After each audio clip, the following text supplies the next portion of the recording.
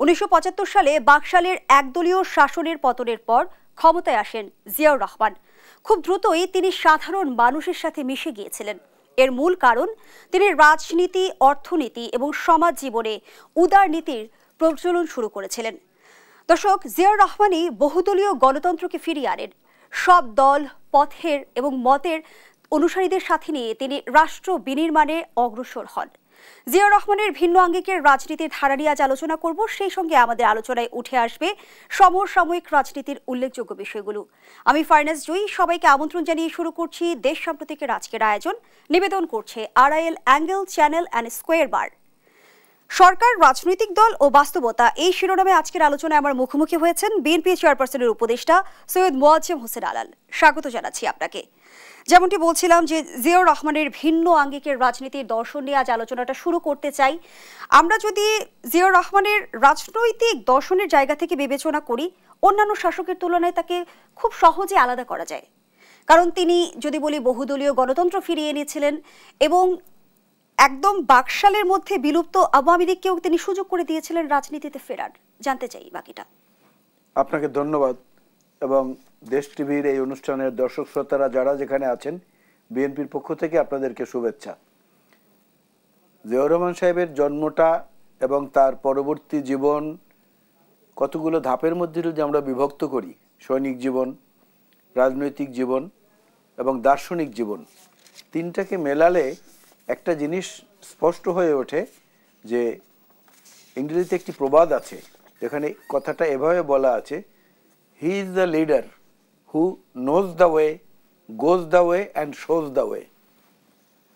নেতা হচ্ছেন তিনি যিনি পথটা সম্পর্কে জানেন, সেই পথে নিজে যান এবং অন্যদেরকেও সেই পথ দেখান যে আপনারাও এই পথে যান। জিয়াউর রহমান সেরকম একটা রিভলিউশনারি ভিশন নিয়ে বাংলাদেশের দায়িত্ব নিয়েছিলেন।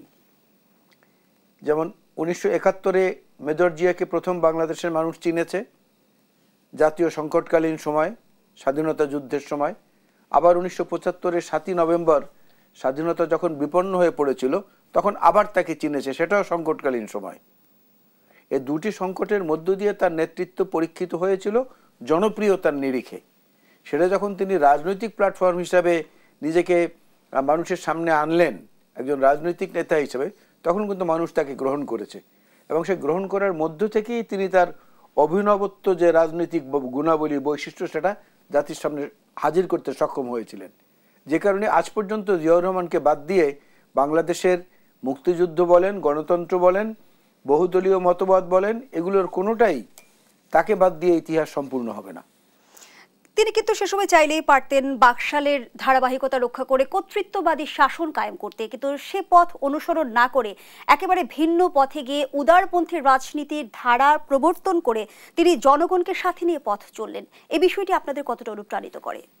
নিঃসন্দেহে এটা আমাদেরকে অনুপ্রাণিত করে, কারণ জিয়াউর রহমান সাহেব সেই মানুষ যিনি বাংলাদেশে শুধু গ্রামগুলিতেই যে পায়ে হেঁটেছেন, সে গ্রামের সংখ্যা হচ্ছে 10,000 গ্রাম তিনি পায়ে হেঁটেছেন এবং সবারকে পায়ে হেঁটে উদ্বুদ্ধ করার জন্য বলেছেন।